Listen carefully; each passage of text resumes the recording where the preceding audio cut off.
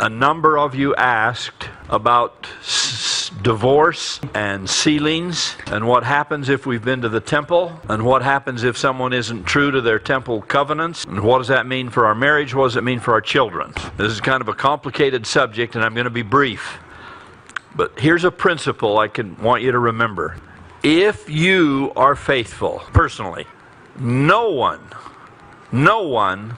can block your exaltation. A husband can't, a child can't, an enemy can't, nobody can.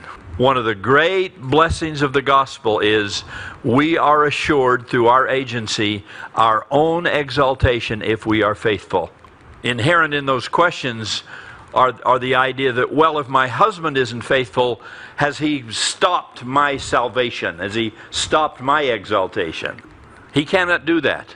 It's not possible. It's not in the plan of God. It would be terribly unfair if I could stop your progress, or you could stop mine.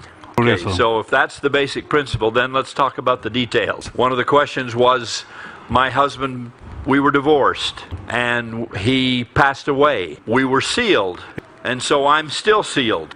And yet, some of the men in the church are uneasy about dating me or considering marriage because I'm sealed to someone else. Okay, that marriage, if you were divorced and there was that lack of unity, that lack of a marriage covenant, that sealing can be canceled.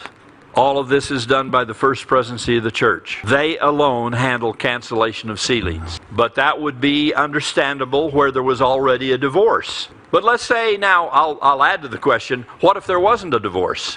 What if the husband was faithful, but he still passed away, and the woman is alone, and the men are uneasy about marrying a sealed woman?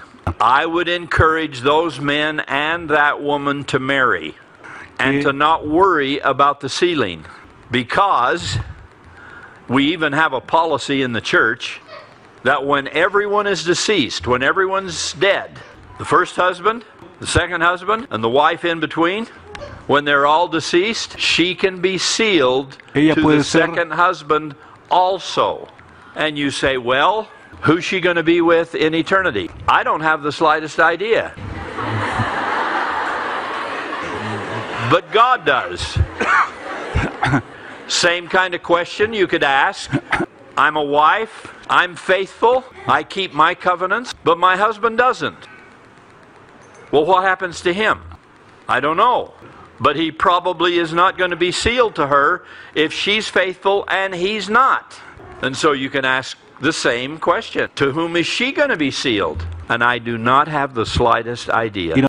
But God has all of these things to work out. Let me give you an example. It'll help you understand this doctrine. My childhood friend, Anna Laura, marries my childhood friend, Burton. They are married for 9 months. She's 6 months pregnant, and he dies on the operating table of a defective heart. She's left a widow at 23, and 3 months later has a baby. She lives alone for 2 or 3 years. Along comes my other friend, Bill. Bill dates Anna Laura. They fall in love, they get married.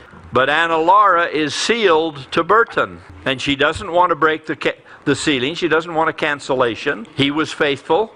He's the father of her first child. She doesn't want to be unfair to him. But what does Bill do? They're not dead, so he can't be sealed to her yet. But like I told you, I tell them, get married. Trust in the Lord. They did get married. They had 6 children. And Bill raised those 6 of his children and Burton's child, all 7. But, my friends, my hermanas, to whom are those children sealed? The first one and the other 6.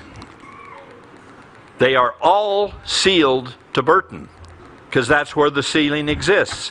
Bill is not sealed to Anna Laura. Imagine the faith that he's had to use to say, my own children are sealed to someone else.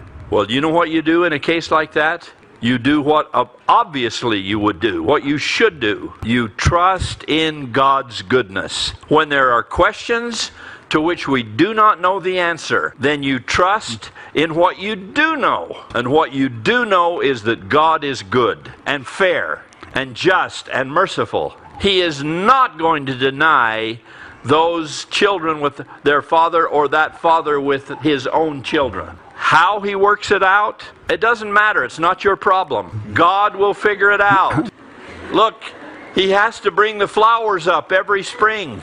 He has to keep the planets in their orbit and the solar system working. If he can do that, he can take care of your family. He can take care of a father and some children. Trust in God and know that these sealing arrangements can all be worked out and that no one's action can block your exaltation. All of this is handled by, as I say, by the First Presidency of the Church. And what you do if there's a question is you visit with your bishop and stake president. They write directly to the First Presidency, and the First Presidency gives counsel. But don't be fearful.